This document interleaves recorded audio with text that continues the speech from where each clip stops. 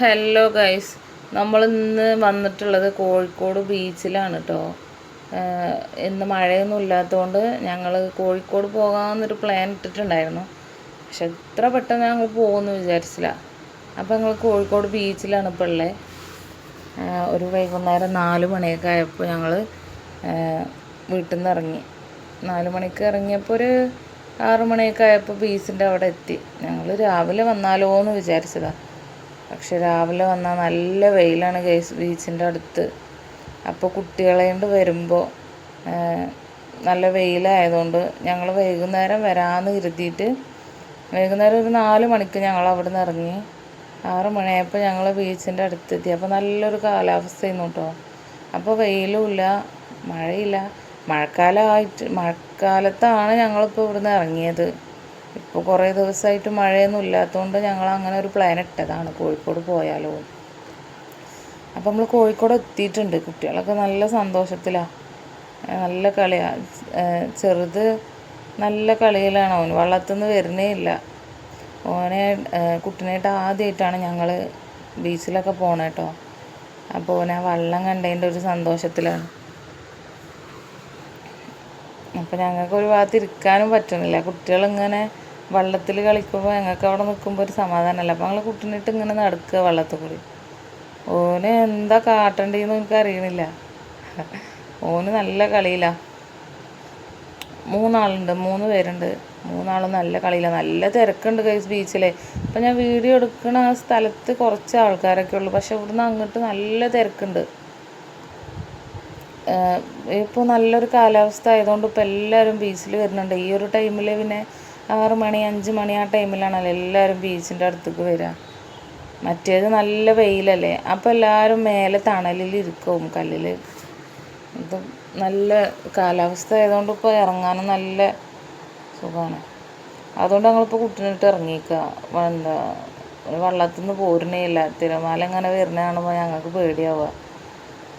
അപ്പോൾ ഞങ്ങളടുത്ത് തന്നെ ഉണ്ട് കേട്ടോ.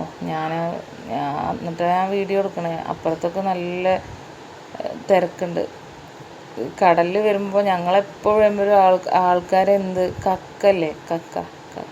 നിങ്ങളവിടെ എന്താ പറയാന്ന് എനിക്കറിയില്ല. ആ കക്ക പെറുക്കുണ്ടാവും ആൾക്കാർ. ഞങ്ങൾ വന്നപ്പോൾ ആൾക്കാർ കവറിൽ പെറുക്കിയും കൊണ്ടേ ഇടുന്നുണ്ട്.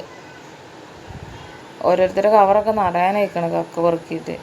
ഈ കക്കയൊക്കെ വീട്ടിൽ കൊണ്ടുപോയിട്ട് നന്നാക്കിയിട്ട് തിളപ്പിക്കുമ്പോൾ ഒരു കൈ പിടിയിലേ ഉണ്ടാവുള്ളൂ.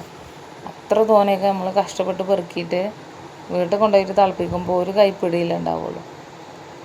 എനിക്ക് നോക്കിയാൽ അവർ കക്ക പെറുക്കണ കണ്ടിട്ട് ഇവർ പെറുക്കാൻ കൂടിയിട്ടോ. ഇതെന്താ സംഭവം എന്ന് പോലും അറിയില്ല. അതുപോലെ ആദ്യമായിട്ടാണ് അങ്ങനത്തെ സാധനം ഒരു കാണുന്നത്. ബീച്ചിൽ ഞങ്ങൾ കുറേ വട്ടം വന്നിട്ടുണ്ട്, കോഴിക്കോട് ബീച്ചിലൊക്കെ. പക്ഷേ ഈ കക്ക പെറുക്കണത് പോലെ ആദ്യമായിട്ടാണ് കാണുന്നത്. അപ്പം എന്നോട് ചോദിച്ച് എന്താ സംഭവം എന്ന്. അപ്പോൾ ഞാൻ പറഞ്ഞു കൊടുത്തു അവർക്ക്. അപ്പോൾ എല്ലാവരും പെറുക്കണ കണ്ടപ്പോൾ ഇവർക്കും പെറുക്കാനുള്ളൊരു ആകാംക്ഷ. അപ്പോൾ ഓലിങ്ങനെ ഓൾക്ക് പെറുക്കി കൊടുക്കുകയാണ് ഇവർ. നമുക്ക് വീട്ടിൽ കൊണ്ടുപോയാലോ എന്ന് ഓല് എന്നോട് ചോദിച്ച്.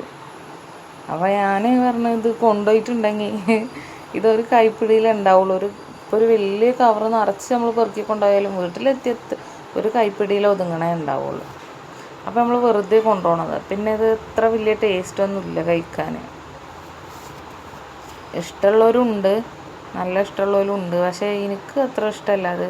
പിന്നെ കുട്ടികൾ കഴിച്ചിട്ടില്ല ഇതുവരെ. അപ്പം ഞാൻ പിന്നെ കൊണ്ടുപോയില്ല. അവർ കഴിക്കൂല എന്ന് എനിക്ക് അറിയാം. അതുകൊണ്ട് പിന്നെ ഞാൻ കൊണ്ടുപോയില്ല.